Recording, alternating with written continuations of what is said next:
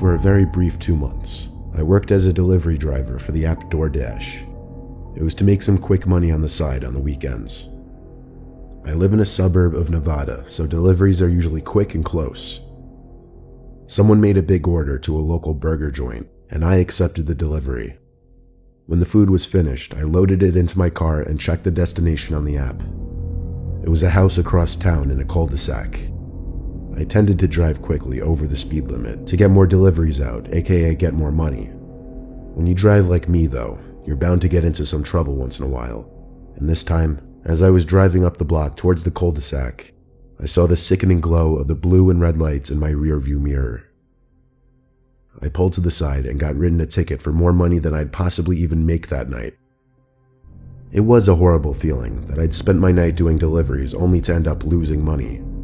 Still, I had to finish this delivery, albeit a bit late now. After the cop got back in his car, I drove right down towards the cul-de-sac. I got to the house, ran towards the front door, and knocked really hard since there was apparently no doorbell. As I waited for the door to open, I looked around this dark cul-de-sac. I say dark because there weren't any streetlights, only the small amount of light that was given off by the 3 total houses sitting on the street. It was a pretty unusual dead end, not a nice looking spot by any means. The house wasn't exactly the prettiest either. The door finally opened, and an average height bald guy opened the door. He had a grayish beard with brown stains in the middle. His body language and way of behaving was immediately weird, screaming drunk or a drug addict. To top it off, his breath was awful as he said, "How you doing?" in his loud, obnoxious voice. He told me to come in. I told him no, it's okay, as I held out his bag of food, waiting for him to grab it so I could leave.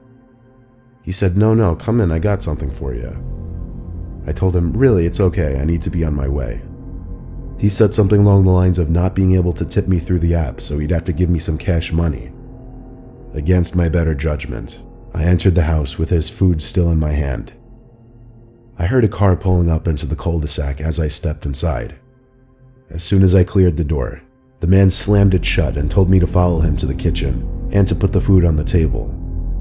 For some reason, even as uncomfortable as this guy made me, I followed him into his disgusting, messy, smelly kitchen. He went into his basement and told me to wait there in the kitchen. He shut the door and I heard him stomping down his steps. I stood there feeling awkward, but also nervous. There was a short silence, and I stood there looking at my phone, texting a couple friends about what I was experiencing currently. Suddenly, there was a huge crash from down in the basement.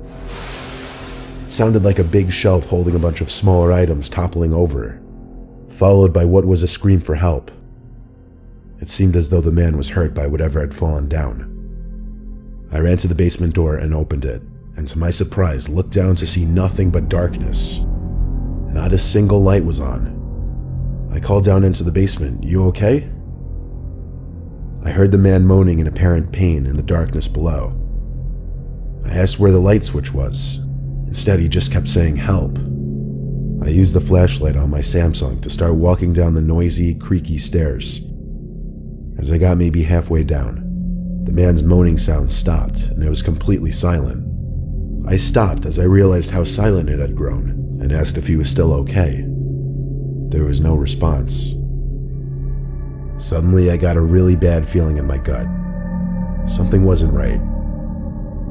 I heard a small cracking sound from in front of the steps, like a pebble being crushed against a concrete floor. Then, there was a loud knocking at the front door upstairs. I turned and ran upstairs to open it, and it was the cop who had pulled me over about 5 minutes ago. He was holding something familiar, 2 folded pieces of paper paper-clipped together, asking me if it was mine. It was, and I grabbed it from him. But I also told him in obvious distress that I thought something strange was going on with this man who I just delivered food to. I told him it sounded like he got injured downstairs, but that it also seemed suspicious. I showed the cop to the basement door, and with his hand on his holster, he called down into the basement. I told him there wasn't a light switch, so he took out his flashlight and started walking down the stairs slowly. I waited at the top of the stairs as he progressed to the bottom step, then disappeared from my view. I didn't wait too long before hearing a commotion downstairs.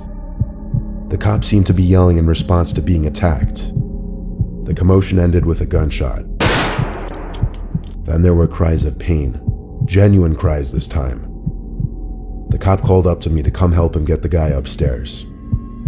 He asked me to hold the flashlight as he guided the man who was now cuffed up the stairs. All the while he was screaming in pain and at the cop. The cop brought him outside and called for an ambulance on his radio. He wanted me to stick around to sign a witness statement. I stuck around for about half an hour before I left and went home. Who would have thought the same cop who wrote me a ticket would potentially save my life 10 minutes later?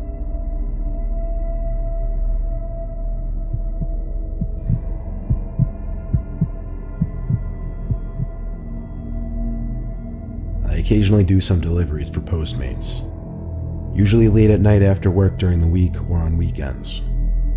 I use my motorcycle as it allows me to get from point A to point B faster. I was delivering some Mexican food to a guy named Ron. It was a 15-minute drive from the burrito place to Ron's address. When I got to the listed address, I brought the food up the long driveway and up to the front door. I rang the bell and an older woman opened the door. I said delivery for Ronnie, but the woman looked confused and said there's no Ronnie here. I apologized and said I had the wrong house. So I went back to my bike and double-checked the app, making sure I was at the right house. And according to the app, I was. The house number was 15, just like listed on the app. I figured it was time to call this Ron guy to figure out if he had made a mistake with the address. I used the call feature on the app, but after one ring, it went to voicemail. So I tried texting instead, and within seconds, he replied back. I told him the address he gave me was wrong, and he swiftly said, "Yeah, sorry about that." He explained that he didn't actually live here, but that he was chilling with his friend in the preserve across the street from the house listed on the delivery. He requested I come into the nature preserve by the fire and drop it off there. He mentioned he was sorry about this and was planning on leaving a generous tip. One time before, I did have someone request I drop off their food at a park near their house, so at that moment it didn't seem like the strangest thing in the world. It was just a slight inconvenience, but one that he'd apparently make up for with the tip. The preserve was gated, but there happened to be an opening leading into it right across the street from the house. I followed the dirt trail until the light posts ended, and any further I would be walking into complete darkness. I looked around for the light of the fire, and as a matter of fact, I did see a hint of light coming from the woods. I started making my way over into the increasing darkness of the woods, leaving the lit up area. As I got closer, I could confirm it was light from a fire. Why were they in the middle of the woods, though? And the question of why they were expecting me to bring it to them out there started to ring in my head. I yelled out Ron's name a few times when I was within yelling distance of the fire. No answer. When I got close enough, I noticed something. There was no one sitting around that campfire. I asked myself, was that the right fire? But that was a silly question. How many fires could there be on a weeknight in the preserve? I walked a little closer to the fire and noticed a tent behind it. Maybe they were in there. So once again, I yelled Ron's name as I approached the tent. It was zipped up. I tapped on the tent and said Ron's name again. So I finally unzipped the tent and knelt down to look inside. I saw someone laying down on their stomach, facing away from me, so that their shoes were only a few inches from my face. They seemed to be asleep. This was getting a bit ridiculous, so I just marked the order as delivered and turned ready to walk away. I didn't even make it a single step before noticing someone standing about 20 feet from me, between two big trees. He called out, "Are you alone?" "No," I said. "My friend is just over there." The guy asked, "Why aren't you alone?" I said I do my deliveries with a partner. He asked, "Where's my food?" I was about to tell him it was in the tent, when I felt two hands grab both my legs and tried pulling me down. I looked down and saw the arms reaching out from the tent. Ron, presumably the guy who I was just talking to, started charging at me. With only maybe 5 seconds to act, I did manage to escape the grasp of the two hands and run past Ron, if that was even his real name. I don't think he chased me after I left the vicinity of the fire. I found my way back to the bike easily, and I drove off without taking a second to look back. I contacted Postmates customer service about it. They told me I should escalate it to the police, as there was nothing they could do. By the time they even responded with that, I didn't even feel up to going through with a police report. I just figured I'd let it go. I got lucky and I was unharmed.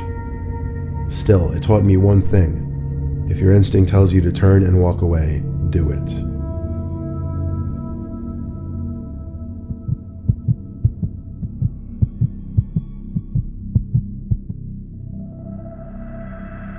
For some reason, I never really used any of those food delivery apps until recently, after learning how convenient they are.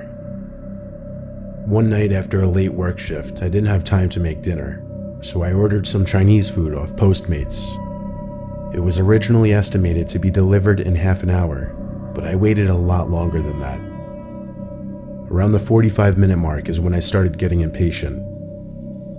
I called the Postmate driver, and he picked up after a few rings. I asked him where he was. He asked, "Who is this?" I said, "Tracy, the girl he was delivering food for." There was a short silence. Then he said, "Oh yes, I'm on my way." So I thanked him and hung up.